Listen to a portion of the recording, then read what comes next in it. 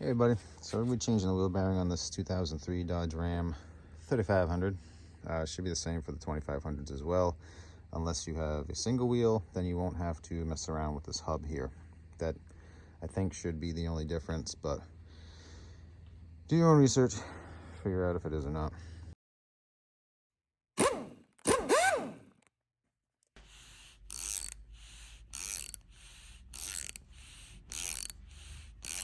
First thing you do, take the wheel off. 15/16 is the lug nut size. Now we're going to take this hub adapter off. You can't get a socket through there or an extension through there like the Ford, so you have to use a wrench on it or kind of like an offset. I think it's a torque adapter if you want to take it off with a torque adapter. But what I'm going to do is I'm just using a wrench on there and hit it with a hammer sideways and get all those nuts off.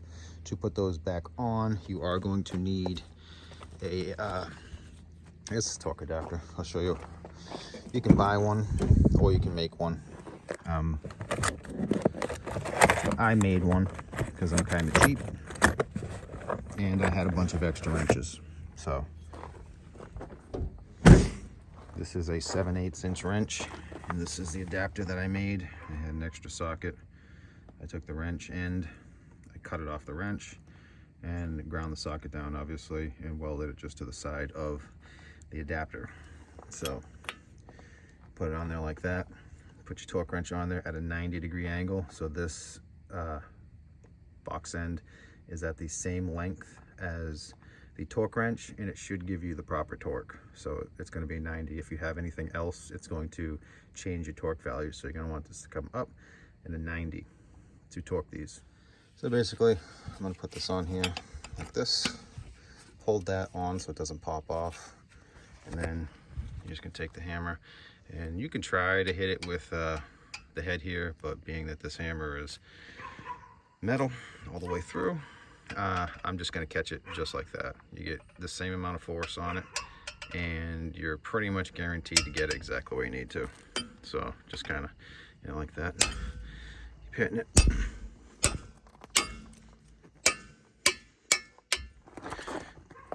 And it'll come off. So if I had two hands, like I say, I would hold the wrench from backing off and then just hit up here. But so I keep my hand down there, hit up there. So now that you got all your nuts off, you're gonna want to use your persuasion device to just kind of tap on it. So you're gonna get it right here, just kind of tap on the edge, get a little separation. You just rotate it to the other side, tap on the edge, and kind of work it back and forth until that comes off.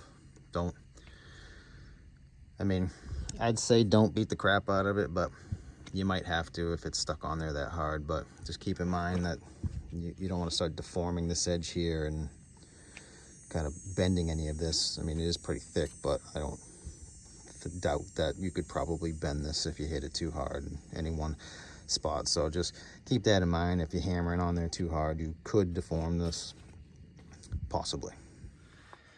So now that you got that hub adapter off, we'll get this cotter pin out. That's out. What size is this? 1 11/16. I bought this from the Tractor Supply, and fits right on there. So we're gonna want to take that off now to make sure we can get it off before we go any deeper. Being I have a dually, you might be able to get this down the hub. Yeah, you can get it down there. So generally my recommendation would be to leave the tire on the ground and loosen this nut up first if you don't have any impact tools or anything like that. So if you need to use a breaker bar or ratchet or however you intend to take this off, this is torqued to 263 foot-pounds, and with the rust and everything that's on there, it's going to obviously be a little bit tighter and harder to get off now. Well, not tighter, but it's going to be harder to get off now just because of the rust that's on there. So my recommendation would be to leave the tire on, leave the wheel on the ground so you have something to hold that in place, and then loosen this nut up if you don't have any impact tools. If you have impact tools, then you can do it like this. So keep that in mind. If you don't have impact tools, that would be my recommendation, to loosen that at the very beginning of doing anything. So got the nut off. immediately broke the breaker bar. Impact gun wasn't taking it off right away. So get into a situation where you can't do that and you're gonna spin this, you can either put the wheel back on or start the vehicle, hold the brakes. So if you left the brakes on, that'll hold the rotor from spinning. Can back that nut off. But like I said, impact gun wouldn't take it off. Breaker bar broke pretty quickly from me stepping on it. So use the little torch here. You do not have to get it red hot. I think a few hundred degrees will increase it by like 1,000th. It depends on the size of the material, but you only have to go a couple hundred degrees to kind of break that bond a little bit, and then it's spun off. So keep that in mind. You don't need to go cherry red. Just get it a little warm. I mean I could still touch it, so it's not hot. I just took it off. So it's like I say, it's warm. It's probably 200 degrees or something like that. So it's like, it's basically hot. But anyway, don't go crazy and heat it cherry red, because you probably have to replace it, because you're going to reduce the temper of it and it won't be hardened anymore. It'll be a soft nut.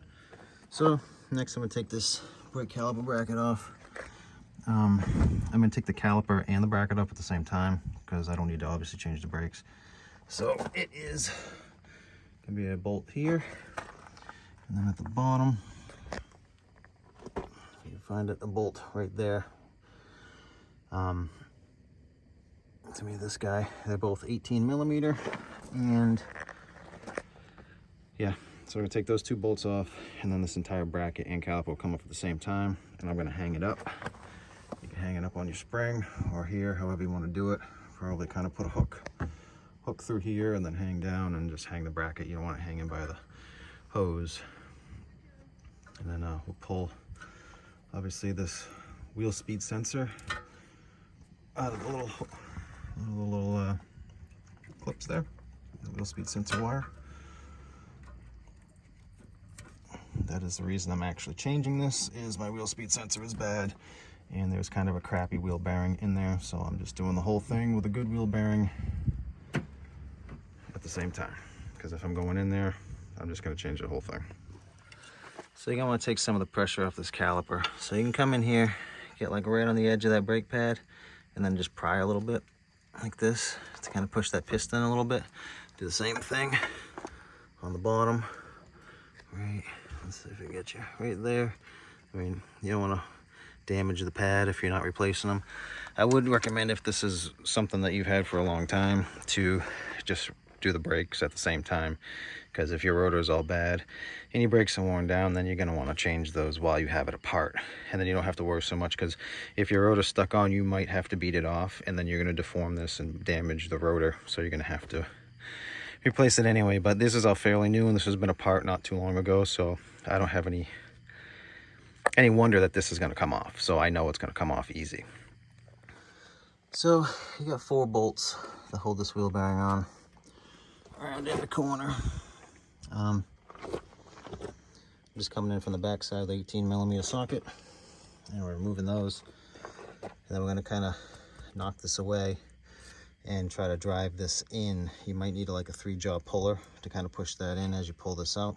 Hopefully yours isn't seized in there. So if yours is seized in there, you're probably going to have to remove the whole shaft and everything, and then press this out in hydraulic press or something of that nature, and try to get that out. If it is seized, I don't think mine is going to be. It's not really rusty in there, so I'm hoping it comes off without any trouble.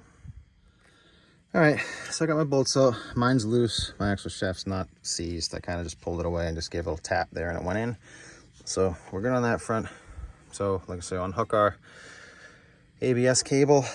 It's right behind there is the plug. Unplug it and then pull it out. Keep an eye on how it was routed, because you're gonna have to route the next one the same way. So pull this off. Make sure your flange here is clean. When you put the new one back on, it sits flush. And yeah, I'm going to put some anti-seize on the splines of this axle shaft here, where it goes into the wheel bearing or hub, so it doesn't seize in there in the future. and then yeah, then we'll put it back together. If these splines here are rusty and stuff, take like a pick and go along every single spline and clean that out. It'll go back together much easier than trying to stick it back in with rust on it. And then you can put some never seize on there, and it will hopefully keep it from seizing up in the future. So I'll pull this off and get a new one ready. All right, so while I was in there, I kind of thought maybe I should kind of wiggle around that universal joint there, and it had kind of like a clicking part in it without holding it, but right there it's like there's like a hard spot, so it's binding up. So I'm going to replace that. So something else to keep in mind while you're doing this. Lucky me, I had a universal joint from when I did my other truck. There's the part number. Standard replacement, I guess it was. And someone suggested getting a tool to pull them out. It's a U-joint puller, and that is what I did, because juggling that thing around, trying to do it with the ball joint press while I normally do it with a ball joint press, it was difficult. So I got the puller this time. I don't think it was that much money. There's different size pullers, so you have to check which one you need. I believe I had to get like the next size up because that axle shaft was a little bit bigger. But I bought two of them, one for smaller U-joints and one for bigger U-joints. So that axle shaft is on the small end for this ball joint puller. Not ball joint puller, U-joint puller. So, anywho, let's get that changed out. All right, so we got this back together. I'm going to grease it, slide it back in. All right, so we're going to reassemble the hub. I put some never seize in the little hole there where the splines are. Put some never seize on the axle shaft that's sticking out. I'm going to put the dust shield back on the hub, and then we're going to slip that on in one piece.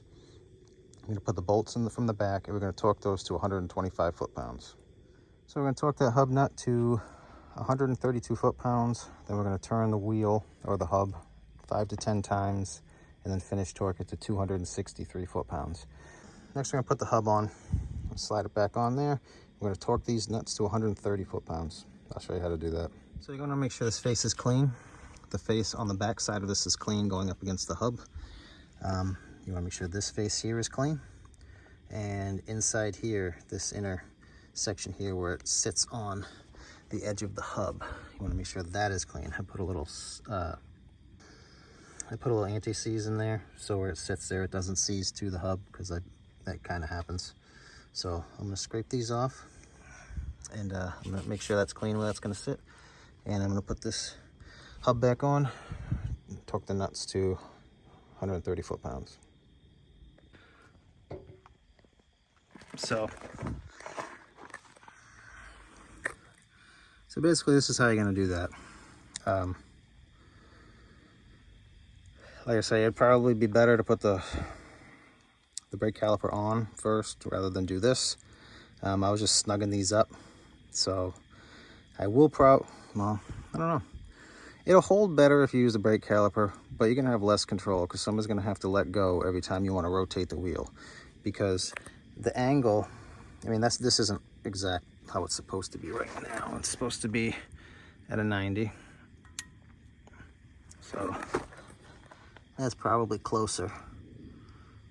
So you want to keep this box end at the same length as the head, or the square head of the ratcheting section. So that means it's the same length to there, and then that should give you the proper torque of 90 degrees. Not the proper torque of 90 degrees, but that should give you the proper torque when this is at 90 degrees.